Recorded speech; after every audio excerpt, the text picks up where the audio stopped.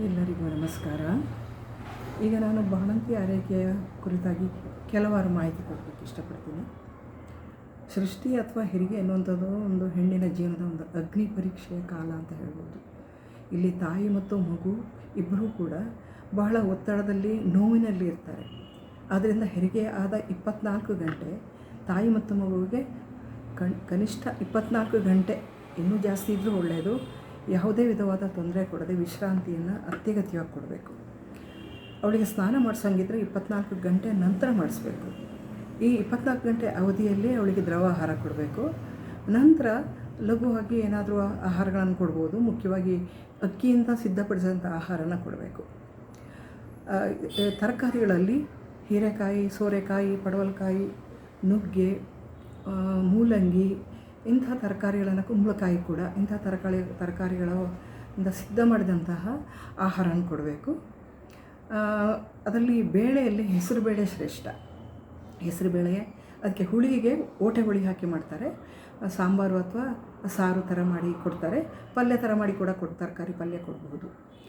ತೆಂಗಿನಕಾಯಿ ಬಳಕೆ ಕೂಡ ಮಾಡ್ಬೋದು. ಅನಂತರ ಅವಳಿಗೆ ಕುಡಿಯೋದಕ್ಕೆ ಕಾಫಿ ಕೊಡ್ಬೋದು. ದಿನಕ್ಕೆ 1-2 ಲೋಟ ಕಾಫಿ ಕುಡಿಬೋದು. ಈ ಸಮಯದಲ್ಲಿ ಹೆರಿಗೆ ಆದ ನಂತರ ಅವಳಿಗೆ ರಕ್ತಸ್ರಾವ ಆಗ್ತಿರುತ್ತೆ, ಮೂತ್ರದ ಪ್ರವೃತ್ತಿ ಜಾಸ್ತಿ ಆಗ್ತಾ ಇರುತ್ತೆ, ಮತ್ತು ಮಗುಗೆ ಹಾಲು ಕೊಡ್ತಾ ಇರ್ತಾಳೆ. ಹಾಗಾಗಿ ಡಿಹೈಡ್ರೇಷನ್ ಆಗುವಂಥ ಸಾಧ್ಯತೆ ಇರುತ್ತೆ. ಆದ್ದರಿಂದ ಅವಳಿಗೆ ಯಥೇಚ್ಛವಾಗಿ ಕುಡಿಯೋದಕ್ಕೆ ದ್ರವಾಹಾರ ಕೊಡಬೇಕು. ಖುದ್ದು ಆರಿದಂತಹ ನೀರು ಅಥವಾ ಖುದ್ದು ಬೆಚ್ಚಗಿರುವಂಥ ನೀರನ್ನು ಕುಡಿಯೋದಕ್ಕೆ ಕೊಡಬೇಕು. ಮತ್ತು ಹಾಲು ಒಂದು ಅರ್ಧ ಲೀಟ್ರಷ್ಟು ಹಾಲು ಕೊಡಬೇಕು. ದಿನಕ್ಕೆ ಕೊನೆಯ ಪಕ್ಷ ಒಂದು 20 ಗ್ರಾಮ್ಸಷ್ಟು, ಒಂದು 2-3 ಚಮಚಷ್ಟು ತುಪ್ಪ ಅವಳು ಬಳಸಬೇಕಾಗುತ್ತೆ. ಫ್ರೆಶ್ ಆಗಿ ಮಾಡಿರುವಂಥ ಮೊಸರು ಕೂಡ ಒಳ್ಳೆಯದು. ಮತ್ತು ಕಡದ ಮಜ್ಜಿಗೆ ಕೂಡ ಕೊಡ್ಬೋದು, ಆದರೆ ಮಜ್ಜಿಗೆ ಹುಳಿ ಇರಬಾರ್ದು. ನಂತರ ಅವಳಿಗೆ ಇಮ್ಮಿಡಿಯೇಟ್ಲಿ ಅವಳಿಗೆ ಕೇರ್ ಕೊಡಬೇಕಾದ್ರೆ ಉದರ ವೇಷ್ಟನ ಅಂತ ಮಾಡ್ತೀವಿ. ಹೆರಿಗೆ ಟೈಮಲ್ಲಿ ಅವಳಿಗೆ ಗರ್ಭಾಶಯ ಕುಗ್ಗಿ ನಾಭಿ ಪ್ರದೇಶಕ್ಕೆ ಅದರ ಗಾತ್ರ ಕೆಳಗಡೆ ಇಳ್ಕೊಂಬಂದಿರುತ್ತೆ. ನಾಭಿ ಪ್ರದೇಶದಲ್ಲಿ ಹೊಕ್ಕಳ ಭಾಗದಲ್ಲಿರುತ್ತೆ. ಅದು ದಿನ ತುಂಬಿದಾಗ ಅದು ಸ್ವಲ್ಪ ಎದೆ ಮಟ್ಟಕ್ಕಿರುವಂಥ ಗರ್ಭಾಶಯ ಹೆರಿಗೆ ನಂತರ ನಾಭಿ ಮಟ್ಟಕ್ಕೆ ಬಂದಿರುತ್ತೆ. ಸೊ ಉದರವೇಷ್ಟನ ಅಥವಾ ಬಟ್ಟೆ ಸುತ್ತೋದು ಅಥವಾ ಅಬ್ಡಮಿನಲ್ ಬೈಂಡರ್ ಕಟ್ಟಬೇಕಾದ್ರೆ ಮೃದುವಾಗಿ ಅದನ್ನು ಸೆಂಟ್ರಲೈಸ್ ಮಾಡಿ, ಸ್ವಲ್ಪ ಮಸಾಜ್ ಮಾಡಿ, ನಂತರ ಅದನ್ನು ಉದರವೇಷ್ಟನ ಅಥವಾ ಸೀರೆ, ಕಾಟನ್ ಸೀರೆನ ಕಟ್ಟಬೇಕು. ತುಂಬ ಬಿಗಿಯಾಗಿ ಕಟ್ಟಬಾರ್ದು. ಏಕೆಂದರೆ ಗರ್ಭಾಶಯ ಅದರ ಪ್ರಾಕೃತ ಸ್ಥಿತಿ ತಲುಪಬೇಕಾದ್ರೆ ಒಂದು ಪ್ರಾರಂಭದ 14 ದಿನ ಒಂದು ಹಂತ ಅಂದ್ಕೊಂಡ್ರೆ ಸಂಪೂರ್ಣ ವಾಸಿ ಆಗಬೇಕಾದ್ರೆ ಒಂದು 45 ಡೇಸ್ ಅಥವಾ 6 ವಾರದ ಕಾಲ ಬೇಕಾಗುತ್ತೆ. ಈ ಪ್ರಾರಂಭದಲ್ಲಿ ತಾಯಿಯ ಹಾಲು ಕೊಲೆಸ್ಟ್ರಾಲ್ ರೀತಿಯಲ್ಲಿರುತ್ತೆ. ಅದು ಹಳದಿ ಬಣ್ಣ ಸ್ರಾವ ಆಗಿರುತ್ತೆ. 3ನೇ ದಿನದಿಂದ ಹಾಲು ಬಿಳಿ ಬಣ್ಣದ್ದಾಗುತ್ತೆ. ತಾಯಿ ಆನ್ ಡಿಮ್ಯಾಂಡ್ ಅಂತ, ಮಗು ಯಾವಾಗ ಅಳುತ್ತೆ ಅವಾಗೆಲ್ಲ ಮಗುಗೆ ಹಾಲು ಕುಡಿಸ್ತಾ ಇರಬೇಕು. ಹಾಲು ಕುಡಿಸಿದ ನಂತರ ಬರ್ಪಿಂಗ್ ಅಂತ, ಮಗುವನ್ನು ಹೀಗೆ ಹೆಗಲ ಮೇಲೆ ಹಾಕ್ಕೊಂಡು ತಟ್ಟಬೇಕು, ತೇಗಿಸ್ಬೇಕು. ಇಮ್ಮಿಡಿಯೇಟ್ಲಿ ಅದನ್ನು ಮಲಗಿಸೋದು ಬೇಡ. ಸ್ವಲ್ಪ ಅದು ಬರ್ಪಿಂಗ್ ಆದ ನಂತರ ಸ್ವಲ್ಪ ಆರಾಮಾಗಬೇಕು. ಒಳಗಡೆ ಗಾಳಿ ಏನಾದ್ರು ಇದ್ದರೆ, ಏರೋಫೇಜಿ ಅಂತ ಹಾಲಿನ ಜೊತೆ ಕೂಡ ಗಾಳಿ ಒಳಗೆ ಸೇರಿರುತ್ತೆ.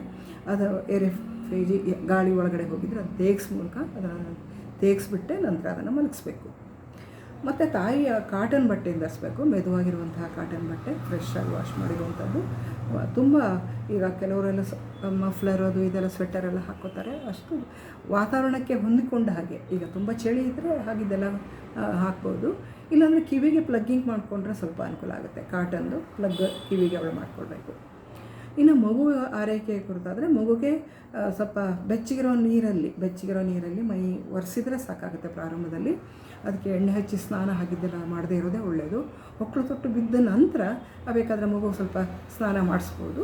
ಅಲ್ಲಿ ತನಕ ಮೈ ಒರೆಸಿದ್ರೆ, ಟಿಶ್ಯೂ ಪೇಪರಲ್ಲಿ ಒರೆಸಿದ್ರೆ ಅಥವಾ ಸಾಫ್ಟಾಗಿರುವಂಥ ಟವಲಲ್ಲಿ ಒರೆಸಿದ್ರೆ ಮಗುಗೆ ಅನುಕೂಲ ಆಗುತ್ತೆ. ಆ ಮಗುಗೆ ಕೂಡ ಸಾಕಷ್ಟು ನಿದ್ದೆ ಮಾಡೋಕ್ಕೆ ವಿಶ್ರಾಂತಿ ಅಗತ್ಯ ಇರುತ್ತೆ. ಅದನ್ನು ಹೆಚ್ಚು ಬಂದವರೆಲ್ಲ ಅದನ್ನು ಎತ್ತಿ ಆಡಿಸುವಂಥದ್ದು, ಅದಕ್ಕೆ ಬಾಯಿಗೆ ಸಕ್ಕರೆ ಎಲ್ಲ ಕೊಡುವಂಥದ್ದು, ಆ ಥರ ಎಲ್ಲ ಮಾಡದೇ ಇರದೇ ಇದ್ದರೆ ಒಳ್ಳೆಯದು ಕೂಡ. ತುಂಬ ಡೆಲಿಕೇಟ್ ಸ್ಥಿತಿಯಲ್ಲಿರುವಂಥ ತಾಯಿ ಮತ್ತು ಮಗುವಿನ ಆರೈಕೆಯನ್ನು ಭಾಳ ಚೆನ್ನಾಗಿ ಮಾಡಬೇಕಾಗುತ್ತೆ. ಇಲ್ಲಿ ನಾವು ಕೆಲವು ಮೂಲಿಕೆಗಳಿಂದ ಸಿದ್ಧಪಡಿಸಿದ ಆಹಾರವನ್ನು ಕೊಡ್ತೀವಿ. ಅದರಲ್ಲಿ ಮುಖ್ಯವಾಗಿ ಸಾರು ಅಂತ ಮಾಡ್ತೀವಿ. ಈ ಸಾರು ಮಾಡೋದಕ್ಕೆ ಕಾಕಿ ಸೊಪ್ಪು, ಈ ನುಗ್ಗೆ ಸೊಪ್ಪು, ನಂತರ ಈ ಬಿಲ್ಪತ್ರೆ ಅಥವಾ ತಗ್ಗಿ ಗಿಡ ಅಂತ ಹೇಳ್ತಾರೆ ಊರ ಕಡೆ, ಅದು ಬೃಹತ್ ಪಂಚಮೂಲದಲ್ಲಿ ಒಂದು.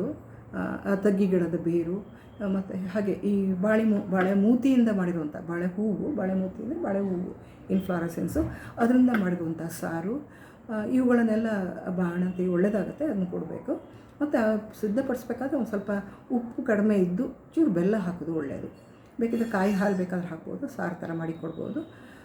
ನಂತರ ಅವಳಿಗೆ ಈ ತಿಂಡಿ ರೂಪದಲ್ಲಿ ಕೊಡಬೇಕಾದ್ರೆ ಈ ರೊಟ್ಟಿಗಳನ್ನು ಮಾಡಿಕೊಡ್ಬೋದು. ಅಕ್ಕಿ ರೊಟ್ಟಿ, ಅಕ್ಕಿಯಿಂದ ಸಿದ್ಧಪಡಿಸಿದ ಆಹಾರಗಳು ಬಹಳ ಒಳ್ಳೆಯದು ಅವಳಿಗೆ.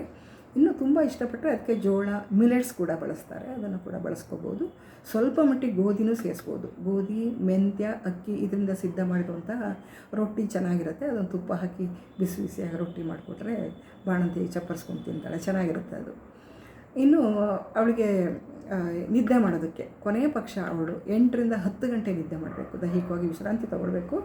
ಹೆಚ್ಚು ಕೂತಿರಬಾರ್ದು. ಓಡಾಡೋದು ಒಳ್ಳೆಯದು.